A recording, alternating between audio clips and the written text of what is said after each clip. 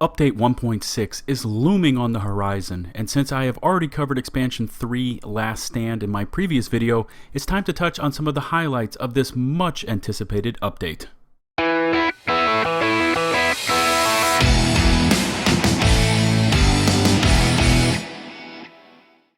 What's going on, agents? It's LtBuzzLitebeer, and in today's The Division video, I wanted to give you as quick a rundown as I can, almost a Cliff Notes version of what changes we should expect in the rapidly approaching Update 1.6. Massive wanted to stress to the community that Update 1.6, which is free to all players who own The Division, will be launching simultaneously on all platforms, so no more 30-day wait times for the PS4 community. In addition, there will be a PTS for PC sometime in the near future, and I will be participating in that, so watch for those videos just as soon as the PTS launches.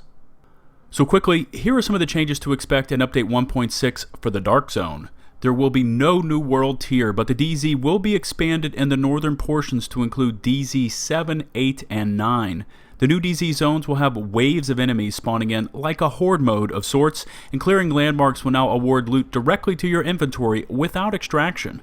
The amount of players in the DZ per server is not being increased, so players will now be more spread out, in theory opening up the DZ for more PvE without the fear of gankers.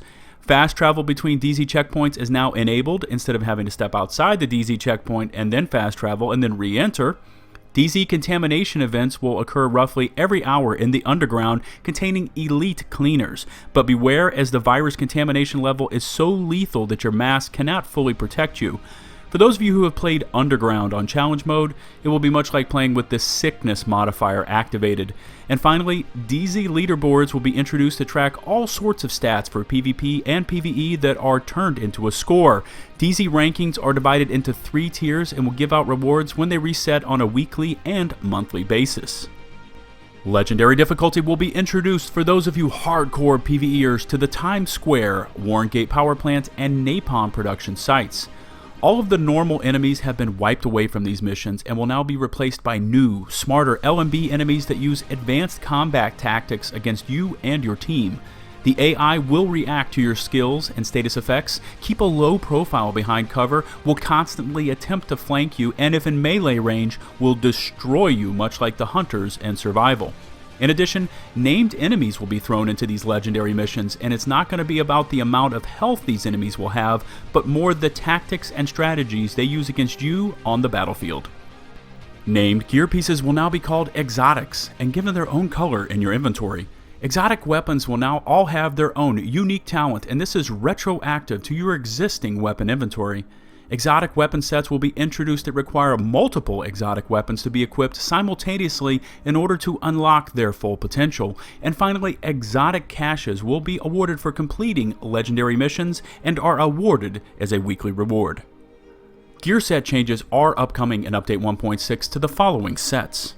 Frontline 4-piece will no longer remove critical hit chance from your SMG, but will now instead remove any active effects of any mods from your ballistic shield.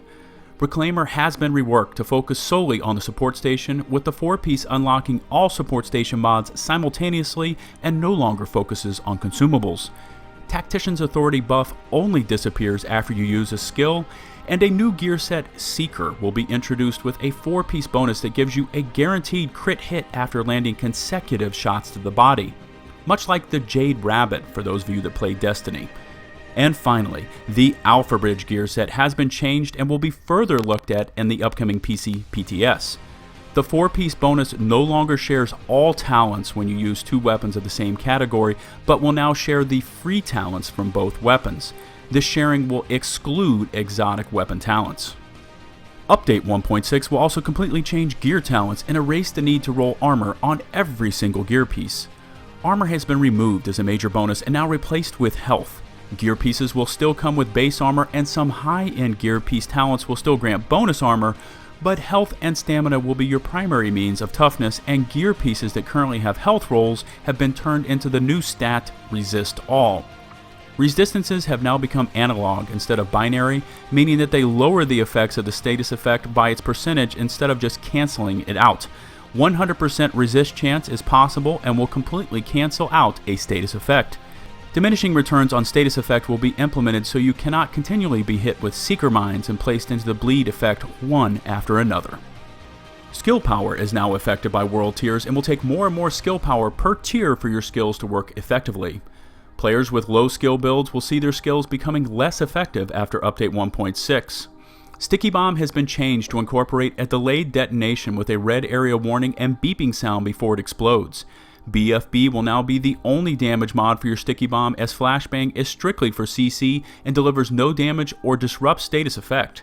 EMP works only against skills and skill proxies such as enemy turrets and seeker mines.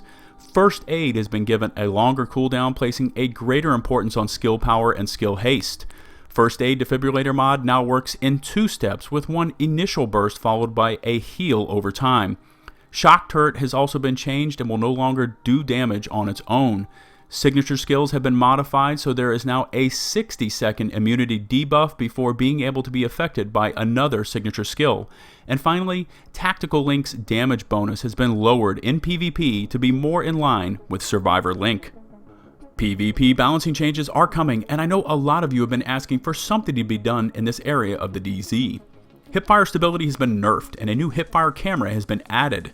The damage gap between body damage and headshots has been lowered, and there is now a 1-second delay between combat rolls. Medkits can now be used at full health to remove status effects, and you can no longer reload your weapon while sprinting.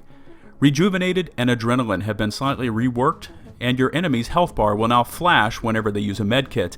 And finally, survivability talents like On the Move, Battle Buddy, and Critical Save have received some balancing changes. Economy changes have been badly needed in the game, and several items have been changed for Update 1.6. Unlimited recalibrations have been introduced, with the prices increasing each time but caps out at 5 recalibrations.